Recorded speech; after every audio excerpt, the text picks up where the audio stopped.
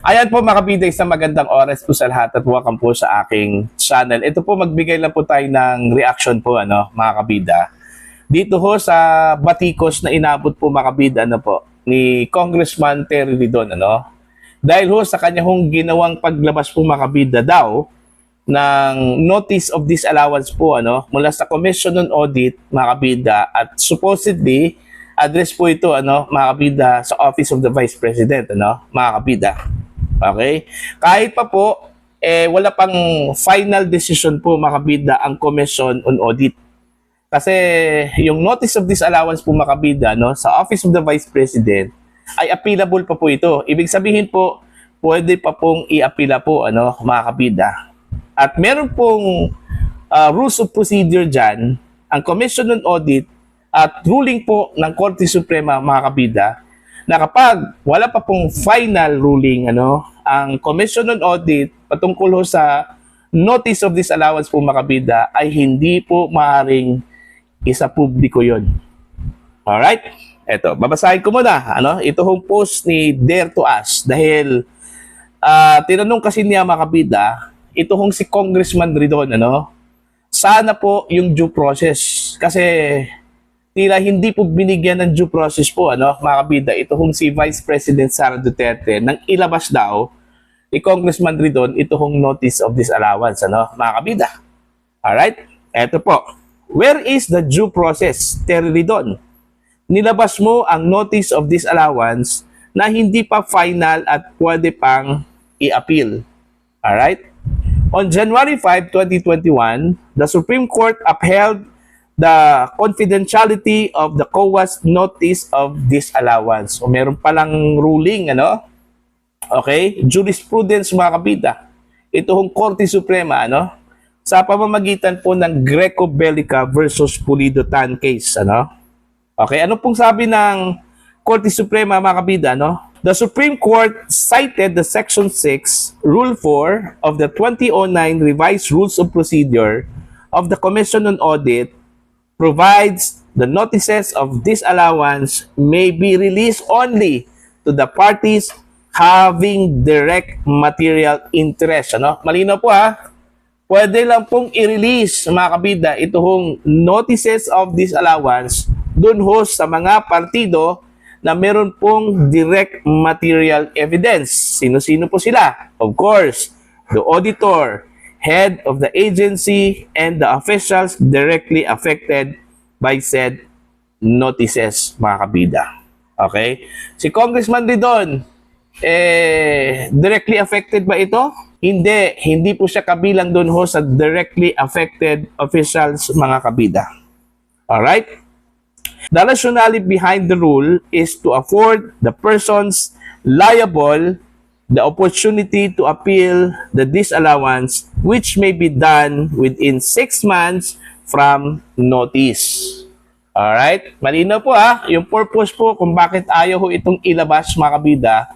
Okay? Dahil wala pa pong final na desisyon ang Commission on Audit, dahil bibigyan po ng pagkakataon po mga kabida ang party, okay, na i-apila po ito hong notice of disallowance po. Okay? At ito po ay mangyayari po mga kabida within 6 months period of time, Alright? Now, ito yung tanong. Hindi ba applicable ito sa isang Duterte? Single out. Ayun. So, dito tayo. Sino ang lumabag sa COA Circular number 2011-06? Okay? Ito hong pagpapalabas po mga kabida ng notices of disallowance po mga kabida po. Alright? Notices of disallowance are likewise confidential pursuant to COA Circular number 2011-06. Okay? Except as to the status of cases, no information as to the action officer and or the probable disposition or decision of any case pending adjudication before any office of this commission shall be disclosed to any person. Malinaw po Hindi po pwedeng i-disclose kahit kanino po mga kabida, Violation hereof shall be the subject of administrative sanction provided under existing Civil Service Laws. So ang nangyari po dito mga kabida, pinupolitika na po ito hong notice of disallowance po mga kabida ng Commission on Audit. Alright? Nasaan ang due process sa mga respondents? They are condemned na pero may appeal option pa sila to go to the Supreme Court. Okay? At bakit OVP, DepEd lang ang ganito? COA, ilabas ninyo lahat ng desisyon sa lahat ng agencies, mga kabida. Alright? So, yun po yung nangyari po, mga kabida,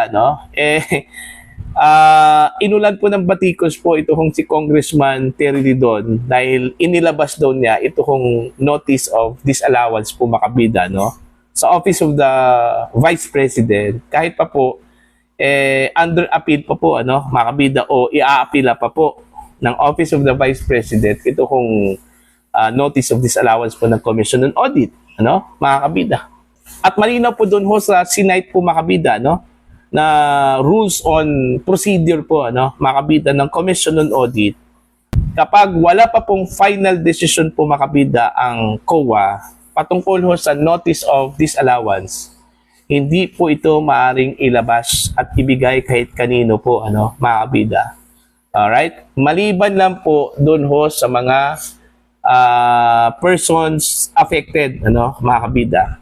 Like yung auditor, at yung mga affected parties. Ang tanong po, ito hong si Congressman Ridon ba ay affected party po? Alright?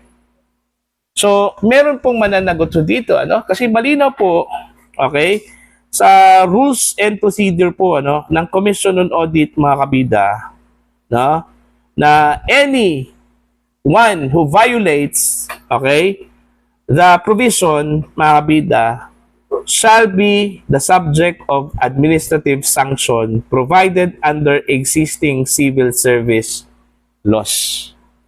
Okay? So, saan po ang posibleng release po ng notice of disallowance po? Of course, from COA, Kung sino man po yung nagbigay po kay Ridon, mga kabida, okay, yun yung posible hong mananagot po, mga kabida, dahil unang-una po, dahil malinaw po, mga kabida, na hindi po maaring ilabas yan kahit kanino po, mga kabida, Okay? Yung notice of disallowance hanggat wala pa pong final decision po, mga kabida. At saka, ginawa po yan para bigyan po ng pagkakataon daw ito hong party, alright, like the Office of the Vice President, na umapila po, mga kabida. Yun yung purpose. Okay? And since ngayon, inilabas na raw ni Congressman Ridon, sabi po ni Dare to Us, okay, so na po ang silbi dun ho sa pag-aapila po, mga kabida, Okay? Confidential nga Tapos yun po ang nangyari po, inilabas na po sa publiko po, mga kabida. Alright? Now, wala pa pong tugon dito, ito hong si Congressman Ridon kung bakit po ginawa po niya yon, mga kabida. Okay? Kasi alam naman po natin na abogado yan si Ridon So most probably, familiar po siya sa rules, ng Commission on Audit, mga kabida. Tapos yun po yung nangyari po, alam nyo, nahahalata na po ito hong si Congressman Ridon, mga kabida, at na talaga ito, na ma-impeach po ito hong si Vice President Sara Duterte, mga kabida. Kahit na sabihin po niya na patas po siya, mga kabida, pero sa galaw, sa action po, mga kabida, iba yung sinasabi, di ba? Yun palang sinabi po niya na meron na pong probable cause, mga kabida. Hindi pa nga tapos po yung pagdinig, may probable cause na, Alright? So, sa pangyayaring ito, mga kabida, maaari pong gumawa po ng action legal, ito hong si Vice President Sara Duterte at ang Office of the Vice President, po, mga kabida. Dahil sa tinanggalan po, ito hong si VP Sara po ng due process. Ipinagkait po sa kanya ang due process po, mga kabida, after na inilabas po ito hong notice of disallowance po, mga kabida. Okay? So, para po sa inyo, ano po ang inyong opinion at pananaw po dito, Since tila ipinagkait po kay VP Sara po, mga kabida, ito hong due process po na dapat hong ibigay po sa kanya, mga kabida, Okay? Dahil lang po dito sa paglabas po mga kabida, no, ng notice of disallowance sa publiko, ano, mga kabida. Alright? Para po sa inyo, please comment down. Sa mga hindi pa po subscribe po sa akin channel, please subscribe. Just click the subscribe button, click the notification bell, click all para updated po kayo mga kabida sa aking mga uploads. Maraming salamat po sa inyo lahat.